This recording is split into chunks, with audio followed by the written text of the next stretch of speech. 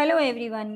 रीतिकाल one liner class एक मैं करा चुकी हूँ आपको कल, और आज हम दूसरी क्लास को करेंगे। अगर वो नहीं देखी तो उसको भी जाके ज़रूर देख लेना। और यहाँ से इस क्लास से ऐसा हो ही नहीं सकता, क्लास क्या बल्कि सीरीज़ से आदिकाल भक्तिकाल में करवा चुकी हूँ कि आपके पेर्सन आपके टीजीटी, पीजीटी या फिर यूजीसी नेट में क्वेश्चन आपको ना मिले, है ना? सभी महत्वपूर्ण क्वेश्चनों क्वेश्चनों को मैंने यहाँ पर रखा है, और उम्मीद करती हूँ कि ये क्लास आपके लिए काफ़ी यूज़फुल रहेगी। तो भी क्लास ज़रूर देखना, और लाइक, सब्सक्राइब, शेयर ज़रूर कर देना। कमेंट करके बताया करो प्लीज़ कि आपको क्लास कैसी लगती है, ताकि मुझे भी थोड़ा-सा मोटिवेशन मिले, है ना? आपका क्योंकि कहते हैं ना, एक तारीफ़ जो होती है ना, वो बहुत ही काम की होती है, और यहाँ पर जो आपका कमेंट आते हैं, बहुत अच्छा लगता है कि हाँ, आपको क्लास पसंद आ रही है और हमारी मेहनत सफल हो रही है। तो चलते हैं अपनी क्लास की तरफ बिना देरी किए। सबसे पहला यहाँ पर हमारा जो पॉइंट है वो है, रीति काव्य को यौवन की रमणीयता का काव्य भी कहा जाता है। ठीक है, जो रीति काल है, रीति काल को यौवन की रमणीयता का काव्य कहा जाता है। पॉइंट याद रख लेना। आगे डॉक्टर बच्चन सिंह ने लिखा है। बच्चन सिंह कहते हैं कि रीतिकालीन कवि कविता के सौदागर थे। ठीक है, सभी रीतिकालीन कवियों को, जितने भी रीतिकालीन कवि हों, सबको डॉक्टर बच्चन सिंह ने कहा है कि कविता के ये सौदागर थे, जो रीतिकालीन कवि हैं। लेकिन देव ने सुकवि को कविता का सौदागर कहा है। ये याद रख लेना। रीतिकालीन कवियों को किसने कहा है? बच्चन सिंह ने। और सुकवि को किसने कहा है? देव ने कहा है। आगे है, नलिन विलोचन शर्मा ने रीतिकालीन काव्य की आलोचना पद्धति को भारतीय मनीषा का ह्रासकालीन वर्गीकरण प्रेम कहा है। ये जो नलिन विलोचन शर्मा है, उनका नाम यहाँ पर आया है। उन्होंने रीतिकालीन काव्य की आलोचना पद्धति को भारतीय मनीषा का ह्रासकालीन वर्गीकरण प्रेम कहा है। ठीक है, याद रख लेना। पॉइंट एक एक इम्पोर्टेंट है। आगे चलते हैं। शुक्ल जी ने बिहारी लाल को रसवादी माना है। क्या आचार्य रामचंद्र शुक्ल ने किसको? बिहारी लाल को रसवादी माना है। लेकिन डॉक्टर नगेंद्र ने बिहारी लाल को ध्वनिवादी माना है। इंपॉर्टेंट है, पूछ लिया गया है, पहले भी पूछा जा चुका है, ध्यान रखना। आगे श्री राधा चरण गोस्वामी। राधा चरण गोस्वामी का नाम यहाँ पर आया है। इन्होंने बिहारी को पीयूष वर्षी मेघ की उपमा दी है। ठीक है, बिहारी को पीयूष वर्षी मेघ की उपमा किसने दी है? तो श्री राधा चरण गोस्वामी ने दी है। बिहारी लाल के जो आश्रयदाता थे, ये थे महाराज जय सिंह। याद रखना, महाराज जय सिंह। और ये कहाँ के रहने वाले थे? ये उस समय जयपुर के शासक थे। ठीक है, जयपुर के राजा थे महाराज जय सिंह। और बिहारी लाल इन्हीं के दरबारी कवि थे। जयपुर राजस्थान की हम बात कर रहे हैं। ठीक है, देख लेना एक बार। आगे, बिहारी लाल की एकमात्र रचना बिहारी सतसई दोहा छंद में रचित है। और इसकी जो भाषा है वो परिनिष्ठित साहित्यिक ब्रज भाषा है ना? बहुत बार पूछी जाती है, बिहारी सतसई की भाषा क्या है? तो ब्रज भाषा में इसको लिखा गया है।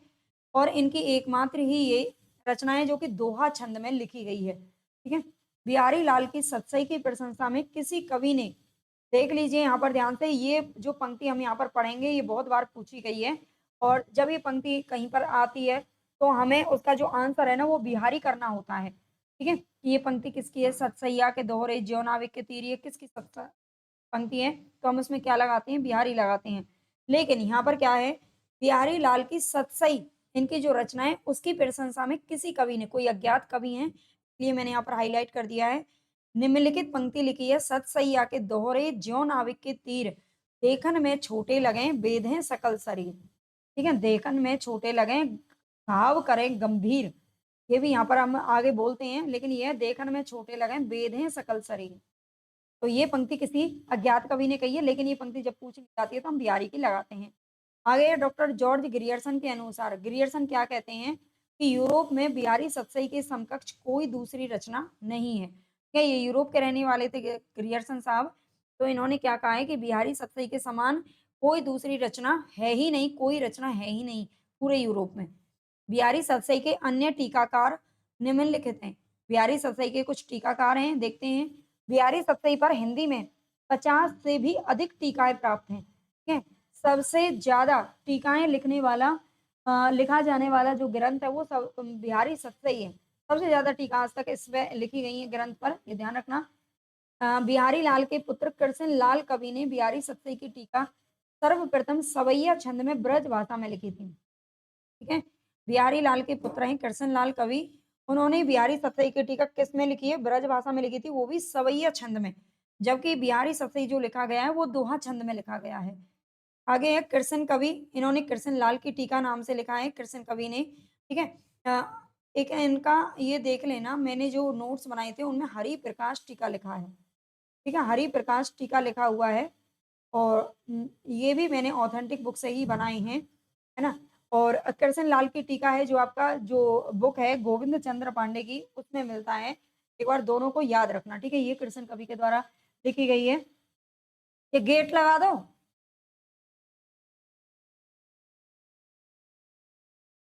लल्लू लाल ने लिखा है लाल चंद्रिका नाम से, ठीक है? लल्लू लाल जो कि गद्यकार थे 1800 ईस्वी में जब कोलकाता में कौन-सी फोर्ट विलियम कॉलेज की स्थापना हुई थी, वहाँ पर भाषा मुंशी थे लल्लू लाल।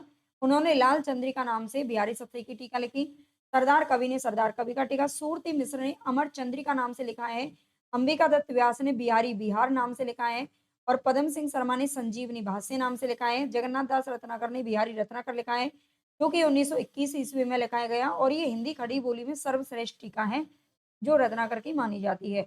आगे प्रभुदयाल पांडे, इन्होंने प्रभुदयाल पांडे की टीका नाम से लिखा है, आधुनिक खड़ी बोली में लिखी गई है और आनंदी लाल शर्मा इन्होंने फिरंगी सतसई नाम से लिखा था, जो कि फारसी भाषा में लिखा गया है। ठीक है, तो ये सभी टीकाएँ याद रख लेना। बिहारी सतसई पर कुछ दोहे और भी मतलब इन दोहों के बारे में थोड़ा-सा और देख लेते हैं, ग्रंथों के बारे में। प्रभुदयाल मिश्र ने बिहारी के दोहों को खड़ी बोली बोली में रूपांतरित किया। आगे अंबिका दत्त व्यास ने जो बिहारी सतसई को बिहारी बिहार नाम से लिखा, इसमें दोहे के स्थान पर कुंडलिया छंद में भावानुवाद किया है। ठीक है, दोहे के स्थान पर इन्होंने कुंडलिया छंद में लिख दिया है। किसने? अंबिका दत्त व्यास ने। बुंदेलखंड निवासी मुंशी देवी प्रसाद प्रीतम ने बिहारी सतसई का अनुवाद उर्दू के शेरों में किया है। ठीक है, उर्दू में किसने लिखा है? उर्दू के शेरों में किसने अनुवाद किया है? तो ये मुंशी देवी प्रसाद प्रीतम ने किया है, याद रखना। आनंदीलाल शर्मा ने फिरंगी सतसई ये फारसी भाषा में लिखा है। पंडित परमानंद ने श्रृंगार सप्तसती, ठीक है? ये नाम ये है भई, है ना? थोड़ा-सा कॉमा गलत जगह लग गया है। अ, पंडित परमानंद ने एक श्रृंगार सप्तसती नाम से बिहारी के दोहों का संस्कृत में अनुवाद किया है, ठीक है? श्रृंगार सप्तसती ये संस्कृत भाषा में लिखी गई है। इनकी सभी की भाषाएँ याद रखना और सभी का छंद याद रखना, है ना? कुंडलिया में किसने लिखा, उर्दू में किसने लिखा, फारसी में किसने लिखा, संस्कृत में किसने लिखा, ब्रज भाषा में किसने किया, ये सब आपको अच्छे से याद रखना पड़ेगा, है ना? यहीं से क्वेश्चन आपके पूछे जाएँगे आपके पेपर में। पदम सिंह शर्मा ने बिहारी के दोहों की तुलना संस्कृत, प्राकृत, हिंदी और उर्दू के कवि सादी से करने के लिए बिहारी सतसई पर संजीवनी भाष्य, ये सादी कवि का ही नाम है, ये उर्दू के कवि थे सादी, ठीक है? याद रख लेना। शीर्षक से ग्रंथ लिखा तथा सतसई संहार शीर्षक से ज्वाला प्रसाद मिश्र की भावार्थ प्रकाशित टीका की आलोचना सरस्वती पत्रिका में छपवाई गई है। याद रखना, ठीक है? तो इतना आपको अच्छे से समझ में आ गया होगा। कुछ आलोचनात्मक ग्रंथ भी लिखे गए हैं बिहारी सतसई पर। ये सब इम्पोर्टेंट थे और जो इम्पोर्टेंट होता है ना, मैं उसको छोड़ नहीं पाती हूँ, है ना? ये सब जो आप यहाँ पे देख रहे हो ना, ये मेरे जो मैंने हिंदी साहित्य के नोट्स तैयार किए हैं, उन समय ये सारी चीज़ें आपको मिलती हैं, है ना? तो ऐसा नहीं है मैंने कुछ चीज़ें गोविंद पांडे से भी उठाई हैं, कुछ मतलब शुक्ल जी का कुछ अपने नोट से सब जगह से इनको ऑथेंटिक बुक से उठाया है ना? तो यहाँ पर देख लीजिए कुछ आलोचनात्मक ग्रंथ भी हैं। कविवर बिहारी ने जगन्नाथ दास रत्नाकर ने लिखा था कविवर बिहारी नाम से और पंडित कृष्ण बिहारी मिश्र ने लिखा था देव और बिहारी नाम से, ठीक है? ये कृष्ण बिहारी मिश्र इनके पुत्र थे, ये याद रख लेना और लाला भगवान दी ने बिहारी और देव नाम से लिखा था। इन दोनों का बड़ा ही कन्फ्यूज़न करने वाला सवाल होता है जब पेपर में आ जाता है ना? हम भूल जाते हैं, थोड़ा ध्यान रख लेना। कृष्ण बिहारी मिश्र ने कृष्ण मतलब जो उनके बेटे थे ना, उन्होंने अपने पिता को बड़ा नहीं माना बल्कि देव को बड़ा माना है, ठीक है? ये याद रख लेना। लेकिन जो लाला भगवान दीन है ना, उन्होंने बिहारी को बड़ा मान लिया है। ऐसा होता है ना, जैसे घर के लोग इतना तवज्जो नहीं देते किसी को जितना कि बाहर के देते हैं। ऐसे करके आप इसको याद रख लेना। बिहारी की बाग विभूति नाम से विश्वनाथ प्रसाद मिश्र ने आलोचनात्मक ग्रंथ लिखा है और बिहारी सत्य की सुबोध टीका नाम से रामवृक्ष बेनीपुरी ने लिखा है, याद रखिएगा। रामचंद्र शुक्ल जी क्या कहते हैं बिहारी के बारे में? श्रृंगार रस के ग्रंथों में बिहारी जितना मान किसी का भी नहीं है। ये बिहारी को जितना मान सम्मान मिला है श्रृंगार रस के ग्रंथों में, उतना किसी का भी नहीं है। इसका एक-एक दोहा हिंदी साहित्य में एक-एक रत्न माना जाता है। ठीक है, यहाँ तक अच्छे से याद रख लेना, ये पूछा जाता है। आगे भी है, किसी कवि का यश उसकी रचनाओं से नहीं वरन गुणों से होता है। ठीक है, चाहे आप मतलब काम कम करो लेकिन ऐसा करो कि जो दुनिया याद रखे, है ना? किसी कवि का यश उसकी रचनाओं से नहीं वरन गुणों से होता है। इन्होंने रचना एक ही लिखी, लेकिन ऐसी लिखी कि लोग प्रसिद्ध हो गए, है ना? यूरोप तक भी जाके प्रसिद्ध हो गई। मुक्तक कविताओं में जो गुण होना चाहिए, वे बिहारी के दोहों में चरमोत्कर्ष पर पहुँचता है। ये और याद रख लेना, जो बिहारी सतसई है, वो मुक्तक काव्य में लिखी गई है, ठीक है? मुक्तक काव्य है। मुक्तक में प्रबंध के समान रस की धारा नहीं बहती, जिसमें कथा प्रसंग की परिस्थितियों में डूबा पाठक और हृदय में एक स्थायी प्रभाव ग्रहण करता है। इसमें तो रस के ऐसे छींटे पड़ते हैं, जिसमें हृदय कलिका थोड़ी देर के लिए खल खिल उठती है। तो ये शुक्ल जी ने कहा है।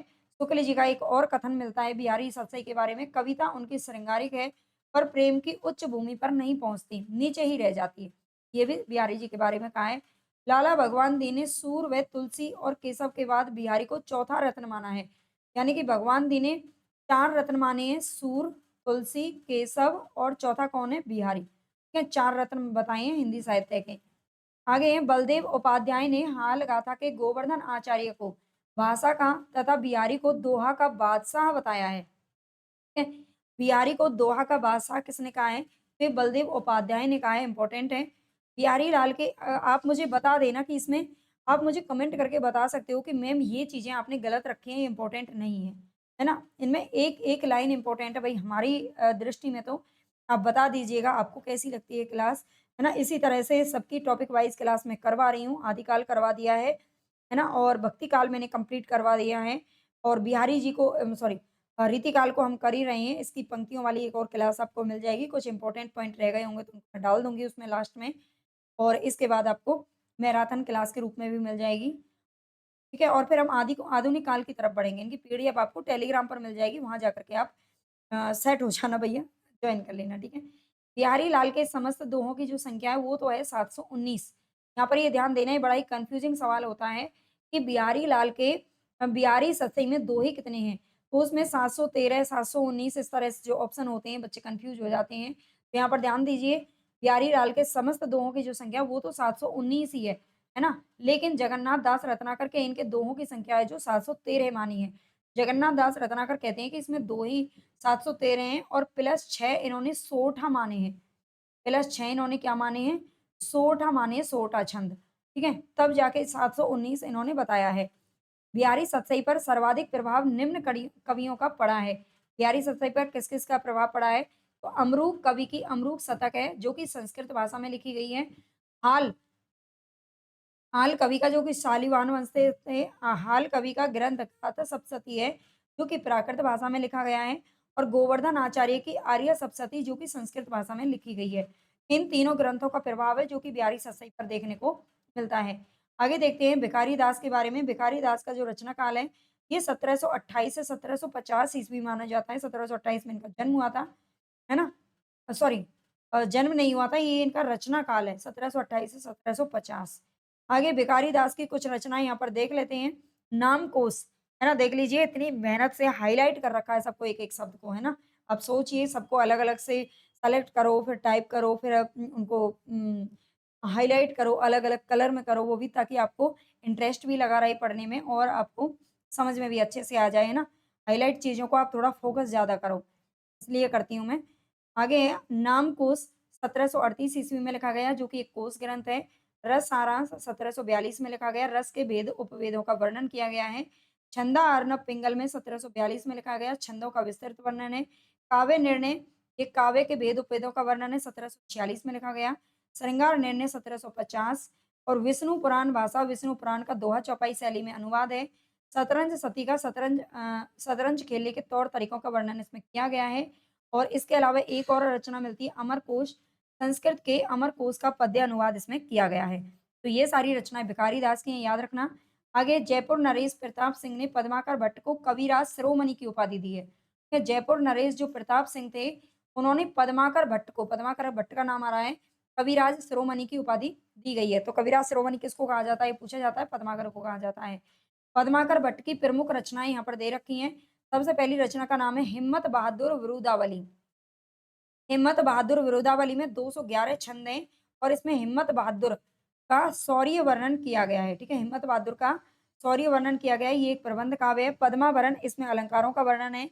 जगत विनोद में 6 प्रकाश और 731 छंदों में नवरसों का विवेचन किया गया है। प्रबोध पचासा ये भक्ति निरूपण की रचना है। गंगा लहरी संस्कृत कवि जगन्नाथ कृत गंगा लहरी का पद्यानुवाद किया गया है। और प्रताप सिंह विरुदावली 117 छंदों में प्रताप सिंह का शौर्य वर्णन है। कली पच्चीसी इसके अलावा है राम रसायन वाल्मीकि के रामायण का छाया अनुवाद है।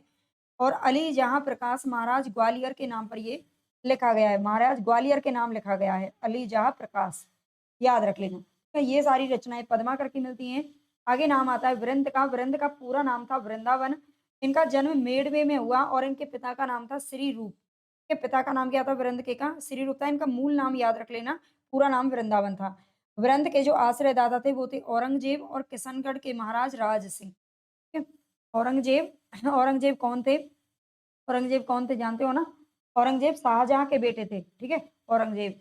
और किशनगढ़ के महाराज राज सिंह भी इनके आश्रयदाता रहे हैं।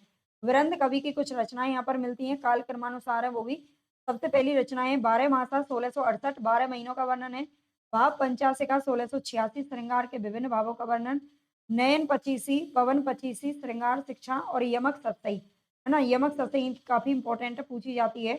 1706 ईस्वी में लिखी गई और इसमें 715 दोहों में यमक अलंकार का वर्णन है। ठीक है? 715 दोहों में यमक का वृंद कवि ने, ये पूछा जाता है, ये एक क्वेश्चन बहुत पूछा जाता है कि किस कवि ने, 4 ऑप्शन देकर आपसे पूछता है कि किस कवि ने सतसई पर रचना नहीं की है या सतसई की रचना नहीं की है ना? सतसई जैसी तो बिहारी ने की है, वृंद कवि ने की है ना? ऐसे याद रख लेना, इन्होंने यमक सतसई नाम से की है। आगे और भी हम आगे पढ़ेंगे कि किस-किस ने की है। आलम जाति के ब्राह्मण थे। अब आगे यहाँ पर हम थोड़ा-सा रीति मुक्त कवियों के बारे में देखेंगे। जो आलम थे वो जाति के ब्राह्मण थे किंतु शेख नाम की रंगरेजिन से विवाह करके मुसलमान बन गए थे, है ना? आजकल हमारे देश में क्या होता है कि लड़कियाँ ही अपना धर्म धारण कर लेती हैं, मतलब धर्म चेंज कर लेती हैं। लेकिन आलम ऐसे थे, ब्राह्मण होने के बावजूद भी इन्होंने मुसलमान धर्म को अपना लिया। आलम औरंगजेब के दूसरे बेटे बहादुर शाह मुअज्जम के आश्रय में रहते थे। ये याद रख लेना, आलम किसके में? बहादुर शाह मुअज्जम जो कि औरंगजेब का बेटा था। आगे आलम का जो कविता काल है वो 1683 ईस्वी से 1703 ईस्वी माना जाता है और इनकी प्रमुख कृतियाँ हैं आलम केली, माधवानल कामकंदला और सुदामा चरित। ठीक है? ये सुदामा चरित आप जानते हो, हमें नरोत्तम दास का भी मिलता है सुदामा चरित, है ना? ध्रुव दास का भी मिलता है और ये आलम कवि का भी मिलता है। और चौथी इनकी रचना का नाम है श्याम सनेही। ये सभी याद याद रखना।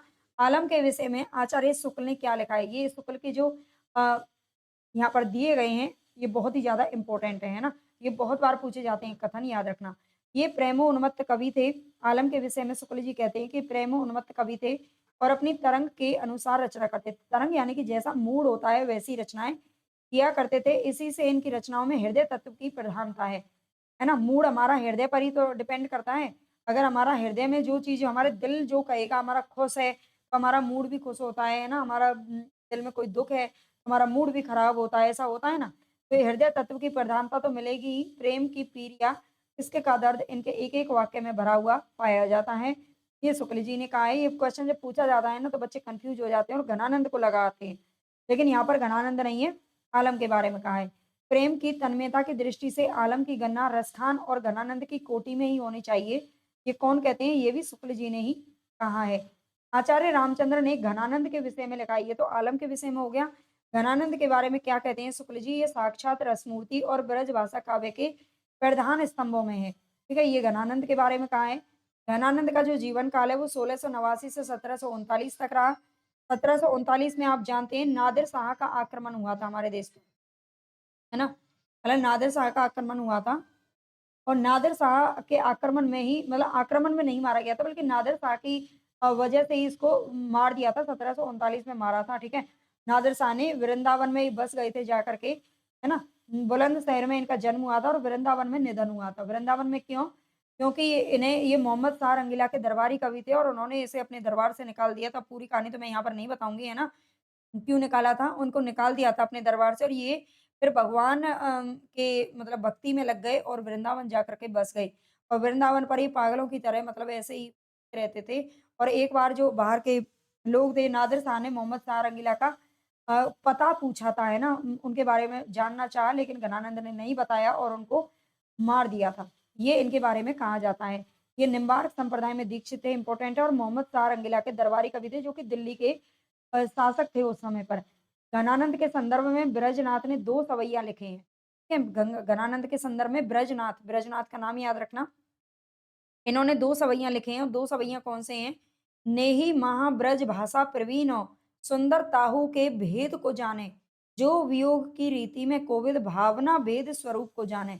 ये जब पंक्ति पूछी जाती है तो हम इसमें घनानंद लगाते हैं, ठीक है? क्योंकि घनानंद से संबंधित है ना? वहां पर ये नहीं पूछा जाता कि ब्रजनाथ की है, लेकिन अब आप याद रख लेना, ब्रजनाथ की है ये पंक्ति, क्योंकि घनानंद के विषय में लिखी गई है। अब ऑप्शन में जो आ जाएगा वही आपको करना पड़ेगा, ठीक है? आजकल के जो एक्सपर्ट है ना, वो थोड़ा सा डीपली पेपर को बनाते हैं, तो इसलिए मैंने यहाँ पर इन चीजों को रखा है। चाह के रंग में, इसी का ये अगला पार्ट है। चाह के रंग में भीजो हुआ, हियो बिहोरे मिले, प्रीतम शांति न माने, भाषा प्रवीण सुछंद सदा रहे, सो घन जू के कवित्व बखानो। ठीक है, ये पंक्ति किसके बारे में है? कान्हानंद के बारे में ब्रजनाथ ने कही है। आगे एक और पंक्ति है, एक और सवैया मिलता है। प्रेम सदा अति ऊंचे रहे, प्रेम सदा अति ऊंचे लहे, सुकहें सुकहें ई भांति भांति की बात छकी, सुन के सबके मन लालच दौरे पे बोरे, लखें सब बुद्धि चकी, जग की कविताई के धोखे रहे, हया प्रवीणन की मति जाति जकी, समझे घना कविता घनानंद की, ये आखिन नेह की पीर तकी। ठीक है, ये भी इसी के बारे में कहा है। घनानंद की कुछ काव्य कृतियां यहाँ पर देख लीजिए। सुजान सार इन्होंने लिखा है, ठीक है? सुजान सार नहीं, सुजान सागर नाम से इन्होंने। आगे इश्क लता, विरह लीला, वियोग वेली, कोकसार, कृपा कंद, रस केली वल्ली और यमुना यस। ठीक है, एक और रचना इनकी मिलती है, पक्षी विलास। ये रचना हमने कहीं पीछे भी पढ़ी थी, और किसकी पढ़ी थी? देव कवि की पढ़ी थी, है ना? देव कवि की पढ़ी थी। एक बार पूछा गया था कि इन 4 में से कौन सी रचना है जो कि घनानंद की नहीं है, लेकिन ये बताई गई थी। एक बार देख लेना, देव कवि में भी ये पक्षी विलास मिलती है ना? मैंने पीछे पढ़ाया था आपको। आगे इनकी विरह लीला ब्रज भाषा में है, किंतु फारसी के छंद में है। ठीक है, विरह लीला भाषा तो ब्रज है, लेकिन फारसी के छंद में लिखी गई है। घनानंद के संदर्भ में आचार्य शुक्ल की निम्न पंक्तियां हैं जो कि महत्वपूर्ण है। शुक्ल जी ने इनके बारे में क्या कहा है? गणानंद के बारे में सारे कथन इंपॉर्टेंट हैं। इनकी सी विशुद्ध, सरस और शक्तिशालिनी ब्रज भाषा लिखने में और कोई समर्थ नहीं हुआ। विशुद्धता के साथ प्रौढ़ता और माधुर्य भी अपूर्व है। ठीक है, विशुद्धता के साथ-साथ में प्रौढ़ता और माधुर्य भी क्या है? अपूर्व है। अगला कथन कहते हैं शुक्ल जी, प्रेम की पीर ही को लेकर इनकी वाणी का प्रादुर्भाव हुआ। प्रेम मार्ग का ऐसा प्रवीण और धीर पथिक तथा जवादानी का ऐसा दावा रखने वाला ब्रज भाषा का दूसरा कवि नहीं हुआ है। प्रेम की अनिर्वचनीयता का आभास घनानंद ने विरोधाभासों के द्वारा दिया है। ये भी शुक्ल जी ने कहा है। आगे कहते हैं शुक्ल जी, घनानंद जी उन विरले कवियों में हैं जो भाषा की व्यंजकता बढ़ाते हैं। अपनी भावनाओं के अनूठे रूप रंग की व्यंजना के लिए भाषा का ऐसा बेधड़क प्रयोग करने वाला हिंदी के पुराने कवियों में दूसरा नहीं हुआ। भाषा के लक्षण और व्यंजक बल की सीमा कहाँ तक है, इसकी पूरी परख इन्हीं को थी। ठीक है, गणानंद जी उन विरले कवियों में से है। ये भी शुक्ल जी ने कहा है, आप पढ़ लेना एक बार और अच्छे से। लाक्षणिक मूर्तिमत्ता और प्रयोग वैचित्र्य की जो छटा इनमें दिखाई पड़ी, खेद है कि वह फिर पौने 200 वर्ष पीछे जाकर आधुनिक काल के उत्तरार्ध में, अर्थात वर्तमान काल की नूतन काव्य धारा में ही अभिव्यंजनावाद के प्रभाव से कुछ विदेशी रंग लिए हुए प्रकट हुई। ठीक है, ये ध्यान रख लेना। तो ये भी शुक्ल जी कहते हैं। आगे रामधारी सिंह दिनकर जी कहते हैं घनानंद के विषय में क्या कहते हैं? दिनकर जी का कहना है कि रीति काल की बौद्धिक विरह अनुभूति निष्प्रांता और कुंठा के वातावरण में घनानंद की पीड़ा की टीस सहसा ही हृदय को चीर देती है, और मन सहज ही मान लेता है कि दूसरों के लिए किराए पर आंसू बहाने वाले को बीच यह एक ऐसा कवि है जो सचमुच अपनी ही पीड़ा में रो रहा है। ठीक है, यानी कि दिनकर जी कहते हैं कि घनानंद ने जितनी भी कृतियां लिखी हैं उनसे पता चलता है कि उनको खुद की पीड़ा है, और वाकई में इनको खुद की ही पीड़ा थी, है ना? आगे पढ़ते हैं बोधा के बारे में। ये भी रीति मुक्त कवि हैं। बोधा का वास्तविक नाम था बुद्धिसेन। पन्ना नरेश खेत सिंह ने बुद्धिसेन का उपनाम बोधा किया था। तो बोधा का जो वास्तविक नाम था वो क्या था? बुद्धिसेन था। और जो पन्ना नरेश थे खेत सिंह, उन्होंने बुद्धिसेन का नाम क्या रखा था? बोधा किया था। पन्ना के दरबार की सुभान सुभान नाम की एक गणिका से बोधा प्रेम करते थे, याद रख लेना। और जो घनानंद थे ये किससे करते थे? सुजान। इनकी वाली का नाम था क्या? सुजान, जो कि मोहम्मद शाह रंगीला के दरबार में एक गणिका थी। क्या थी? गणिका यानी कि जो नर्तकी बोलते हैं वो थी, ठीक है? नर्तकी थी, नाचने का काम करती थी। और पन्ना के दरबार की जो सुभान थी, इसका नाम था सुभान और उसका नाम था सुजान। गोदा की प्रमुख रचनाएँ यहाँ पर विरह वारिस और इश्क नामा याद रख लेना। गणानंद की रचना का नाम है इश्कलता और बोधा की रचना का नाम है इश्कनामा, याद रखना। आचार्य शुक्ल जी ने 3 ठाकुर की चर्चा की है, आगे देखेंगे थोड़ा-सा ठाकुर के बारे में। ये भी रीति मुक्त कवि हैं। इन्होंने 3 ठाकुर की रचना की है। असली वाले प्राचीन ठाकुर, असली वाले नहीं है। अच्छा, ये असली वाले हैं, सॉरी।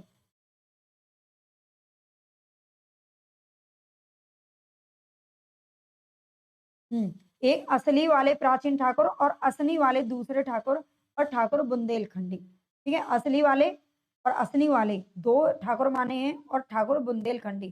कहते हैं शुक्ल जी आगे रीतिकाल की जो रीति मुक्त काव्य धारा से है, वो ठाकुर बुंदेलखंडी का संबंध है। ये जो ठाकुर बुंदेलखंडी है, ये रीति मुक्त कवि थे, ऐसा शुक्ल जी का मानना है। इनका मूल नाम था लाला ठाकुरदास। आगे है ठाकुर के आश्रयदाता जैतपुर नरेश राजा केसरी सिंह तथा उनके पुत्र राजा पारीछत थे। ठीक है, ठाकुर के जो आश्रयदाता थे ये जैतपुर नरेश, राजा केसरी सिंह और उनके पुत्र राजा पारीछत। ठाकुर की प्रमुख काव्य कृतियां हैं ठाकुर ठसक और ठाकुर शतक। ठीक है, ठसक और शतक 2 नाम से लिखी गई हैं। शुक्ल जी ठाकुर के विषय में क्या कहते हैं? ठाकुर बहुत ही सच्ची उमंग के कवि थे। ठीक है, ठाकुर बहुत ही सच्ची उमंग के कवि थे। इनमें कृत्रिमता का लेस बिल्कुल नहीं है। ना तो कहीं व्यर्थ का शब्द आडंबर है और ना ही कल्पना की झूठी उड़ान है और ना अनुभूति के विरुद्ध भावों का उत्कर्ष है। आगे कहते हैं एक और कथन शुक्ल जी ने कहा है ठाकुर के बारे में, ठाकुर प्रधानतः प्रेम निरूपक होने पर भी लोक व्यवहार के अनेकांगदर्शी कवि थे। तो ये भी ठाकुर के बारे में कहा है। आगे देखते हैं द्विजदेव ने भी रीति मुक्त कवि माना है और कुछ ने रीति सिद्ध में माना है। तो द्विजदेव महाराज मान सिंह अयोध्या के महाराज महाराज थे, ठीक है। तो द्विजदेव थे, इनका नाम था महाराज मान सिंह और ये अयोध्या के महाराज थे। द्विजदेव की प्रमुख रचनाएं श्रृंगार लतिका और श्रृंगार बत्तीसी। शुक्ल जी द्विजदेव के बारे में क्या कहते हैं? ब्रज भाषा के श्रृंगारी कवियों की परंपरा, इन्हें अंतिम प्रसिद्ध कवि समझना चाहिए, ठीक है। ब्रज भाषा के जो श्रृंगारी कवियों की परंपरा है उसमें अंतिम प्रसिद्ध कवि समझना चाहिए द्विजदेव को। जिस प्रकार लक्षण ग्रंथ लिखने वाले कवियों में पद्माकर अंतिम प्रसिद्ध कवि हैं, उसी प्रकार समूची श्रृंगार परंपरा में ये इनकी सी सरस और भावमयी फुटकल श्रृंगारी कविता फिर दुर्लभ हो गई। ऋतु वर्णनों में इनके हृदय का उल्लास उमड़ पड़ता है। ऋतु वर्णनों में, ठीक है, द्विजदेव को इन्होंने माना है, जैसे कि सेनापति भी ऋतु वर्णन में प्रसिद्ध समझे जाते हैं। कुछ इंपॉर्टेंट पॉइंट मैंने आपको पहले भी बताया था कि मैं पहली क्लास में मैंने इसको टाइप नहीं किया था, लेकिन यहाँ पर कर दिया है। इंपॉर्टेंट है इसलिए किया है ना? प्रकरण 2 में रीति ग्रंथकार कवियों के बारे में बताया गया है और यहाँ से एक क्वेश्चन आपका पूछ लिया जाता है कि इनमें से कौन-सा रीति ग्रंथकार कवि नहीं है, ठीक है? तो प्रकरण 2 में दे रखा है, एक ये भी क्वेश्चन पूछा जाता है कि कौन से प्रकरण में रीति ग्रंथकार कवियों के बारे में वर्णन किया है शुक्ल जी ने, तो प्रकरण 2 में किया है और इनका ये क्रम है। इसमें इसका एक क्रम याद रख लेना। चिंतामणि त्रिपाठी का नाम आता है, बेनी का नाम आता है, महाराज जसवंत सिंह का नाम आता है, बिहारी लाल को भी इन्होंने रीति ग्रंथकार में माना है, मंडन को, मतीराम, भूषण, कुलपति मिश्र, सुखदेव मिश्र, कालिदास त्रिवेदी। इसमें 4 ऑप्शन देकर के पूछता है कौन सा रीति ग्रंथकार कवि नहीं है। इसलिए पढ़ लेना, ठीक है? इन छोटी-छोटी चीज़ों को आप स्किप करोगे तो आपको नुकसान होगा बाद में। कालिदास त्रिवेदी है, राम है, नेवाज कवि है, देव है, श्रीधर या मुरलीधर है, सूरती मिश्र है, कविंद्र या उदयनाथ के नाम से श्रीपति, वीर कवि, कृष्ण कवि, रसिक सुमति, है ना? अगर आप 1-2 बार इनको देखोगे ना, तो 4 ऑप्शन देख के आपको याद आ जाएगा कि ये तो हमने नहीं पढ़ा था, है ना? गंजन कवि का नाम आता है, अली मुहिब खान प्रीतम दास जो भिखारी दास के नाम से प्रसिद्ध हैं, भूपति राजा गुरदत्त के साम सिंह नाम था इनका और तोष निधि, दलपति राय और बंशीधर, ये 26 और 27 में आते हैं। आगे नाम आता है सोमनाथ का, रसलीन का, रघुनाथ, दूल्हे कवि का नाम आता है, सॉरी कुमार मणि कुमार मणि भट्ट, शंभुनाथ मिश्र, शिवसाय दास, रूपसाही ऋषिनाथ, बैरीसाल दत्त, रतन कवि, नाथ हरिनाथ के नाम से, मनीराम मिश्र, चंदन कवि, देवकी नंदन, महाराज राम सिंह के भान कवि का नाम आता है, थान कवि का नाम भी आता है, द्विवेणी बंदीजन, बेनी परवीन, जसवंत सिंह, है ना? और जसवंत सिंह द्वितीय हैं, एक महाराज जसवंत सिंह ऊपर हैं और एक जसवंत सिंह द्वितीय हैं। यशोदानंद, करण कवि, गुरदीन पांडे, ब्रह्मदत्त। इसके बाद है पद्माकर भट्ट, ग्वाल कवि, प्रताप शाही और रसिक गोविंद। तो ये सारे नाम यहाँ पर आते हैं। 57 कवियों के नाम है, इनको याद रख लेना। पीडीएफ आपको चाहिए तो टेलीग्राम चैनल को ज्वाइन कर लेना और लाइक, सब्सक्राइब, शेयर ज़रूर कर देना अगर क्लास पसंद आई हो तो।